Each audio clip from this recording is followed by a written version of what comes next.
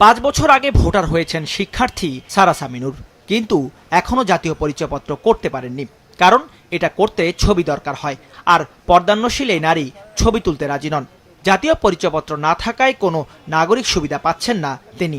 তাই ছবি ছাড়া শুধু আঙ্গুলের ছাপ দিয়ে জাতীয় পরিচয়পত্র তৈরির দাবিতে রাস্তায় নেমেছেন। অবিলম্বে মুখের ছবি ছাড়া ফিঙ্গারপ্রিন্টের মাধ্যমে এনআইডি কার্ড চাই। মহিলা কর্মী দ্বারা ফিঙ্গারপ্রিন্টের ব্যবস্থা বাধ্যতামূলক চাই। সকালে রাজধানীর আগারগাঁওয়ে নির্বাচন কমিশনের অফিস, নির্বাচন ভবনের সামনে একই দাবিতে বিক্ষোভ সমাবেশ করেন মহিলা আঞ্জুমানের আরও কয়েকজন নারী সদস্য। এ সময় স্লোগানে তাদের বিভিন্ন দাবি দেওয়ার কথা তুলে ধরেন। পৈতৃক সম্পত্তির অধিকার, স্বামীর সম্পত্তির অধিকার এবং আমাদের বাচ্চাদের স্কুল কলেজে ভর্তির অধিকার, সেটাই তো পর্দানশীল নারীরা পাচ্ছে না। আমি কেন একটা পুরুষকে আমার মুখ দেখাবো যেটা কিনা আমার পর্দার অন্তর্ভুক্ত?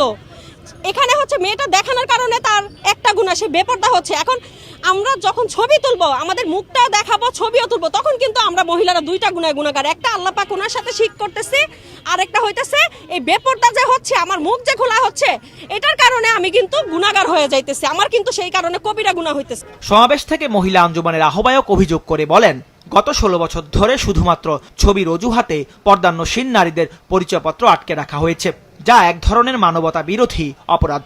আগামী 1 সপ্তাহের মধ্যে দাবি আদায় না হলে দেশব্যাপী কঠোর আন্দোলনের হুঁশিয়ারি দেন তিনি। বিগত 16 বছর যাবৎ যে সমস্ত সাবেক ইসি কর্মকর্তা পর্দানশীল নারীদের মানবাধিকার হরণ করেছে, তাদের বিচারের আওতায় আনা। 2, পর্দানশীল নারীদের ধর্মীয় ও প্রাইভেসি অধিকার অক্ষুণ্ণ রেখেই অবিলম্বে এনআইডি প্রদান করা।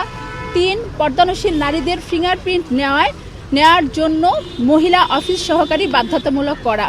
এবং এই দাবির পক্ষে আমাদের মূল বক্তব্য হচ্ছে, জাতীয় নির্বাচন কমিশন উক্ত দাবিসমূহ আগামী 1 সপ্তাহের মধ্যেই পূরণের আশ্বাস দিবেন এবং দ্রুত বাস্তবায়নের উদ্যোগ নেবেন। অন্যথায় দেশব্যাপী ধর্মপ্রাণ মুসলমান মহিলারা পর্দানশীল নারীদের পক্ষে আন্দোলনে নামবে ইনশাআল্লাহ। পরে 8 সদস্যের একটি প্রতিনিধি দল তাদের ভাষায় গত 16 বছর ধরে নাগরিক অধিকার হরণ করা কর্মকর্তাদের বিচার সহ 3 দফা দাবি জানিয়ে প্রধান নির্বাচন কমিশনারের বরাবর স্মারকলিপি জমা দেন।